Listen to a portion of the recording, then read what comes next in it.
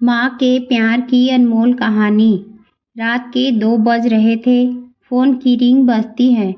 26 साल का आनंद नींद से जाग बड़ा खुश होकर फ़ोन को रिसीव करता है। खुश इसलिए होता है क्योंकि उसकी नई नई गर्लफ्रेंड बिना टाइम देखे कभी भी उसको फ़ोन कर देती है। फ़ोन की दूसरी तरफ से आवाज़ आती है, जन्मदिन मुबारक हो बेटा। आज मेरा बेटा 26 साल का हो गया है। मैं बहुत खुश हूँ। माँ की आवाज़ सुनते ही आनंद के चेहरे के एक्सप्रेशन बदल जाते हैं। वो गुस्से में बोलता है, माँ तुझे समझ नहीं आता क्या? इतनी सी बात के लिए मेरी नींद खराब कर दी। यह बात तो तू मुझे सुबह भी बोल सकती थी। इतना कहकर वह फ़ोन काट देता। थोड़ी देर बाद फिर से फ़ोन की रिंग बजती है। आनंद फिर से फ़ोन उठाता है और इस बार फ़ोन पर पापा होते हैं। आनंद इस बार आराम से बात करता है। थैंक यू पापा, आपने मुझे बर्थडे विश करने के लिए फ़ोन किया, वो भी इतनी रात को। पापा कहते हैं, नहीं बेटा, मैंने तुम्हें मुबारकबाद देने के लिए नहीं, बल्कि ये बताने के लिए फ़ोन किया है कि तुम्हारी माँ बिल्कुल पागल है। वो इतनी पागल है कि पिछले 1 महीने से मुझे हर दिन तेरा बर्थडे याद दिलाते आ रही है। वो इतनी पागल है कि तू हमसे सैकड़ों किलोमीटर दूर है, फिर भी उसने यहाँ पर खुद अपने हाथों से तेरे लिए केक बनाया है। ऊपर से ये जिद कर रही बैठी है कि जब तक तुझे विश नहीं कर देती तब तक न खुद खाना खाएगी न मुझे खाने देगी। आनंद सब ध्यान से सुन रहा था और उसे ये महसूस भी हो रहा था कि उसने अपनी माँ को फॉर ग्रांटेड ले लिया था।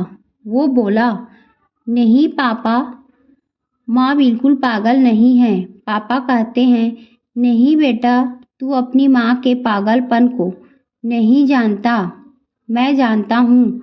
वह तो 26 साल पहले ही पागल हो गई थी जब डॉक्टर ने उसे कहा था या तो हम बच्चे को बचा सकते हैं या आपको। उसने बिना 1 सेकेंड भी सोचे बच्चे को बचाने का फैसला ले लिया और मुझे भी कसम देकर उस फॉर्म पर साइन करने के लिए मना लिया था जिस पर लिखा था कि उसकी ज़िंदगी इस ऑपरेशन से खतरे में और अगर उसे कुछ होता है तो उसके जिम्मेदार डॉक्टर नहीं होंगे। अब तू ही बता, बिना तुझे देखे जो औरत तेरे लिए मरने को तैयार हो जाए उसे हम पागल नहीं कहेंगे तो क्या कहेंगे? इतना कहकर पापा ने भी फ़ोन रख दिया। आनंद ने भी अब यह महसूस किया था कि वह जो कर रहा था वो भूल नहीं, गुनाह था। हाँ, एक बार किसी इंसान को दुख दो तो कोई बात नहीं, लेकिन भगवान को दुख देना गुनाह ही होता है और माँ भगवान से कम नहीं होती। पश्चाताप के आंसू उसकी आंखों से बह निकले। सवेरा होते ही आनंद अपने घर की ओर रवाना हो गया, अपने माँ बाप से माफ़ी मांगने के लिए। घर पहुँचते ही उसने पहले माँ से माफ़ी मांगी, जिसने उसे गले से लगा लिया। फिर वह अपने पापा से माफ़ी मांगने लगा। पापा ने कहा, कोई बात नहीं बेटा, जा तू वापस चला जा।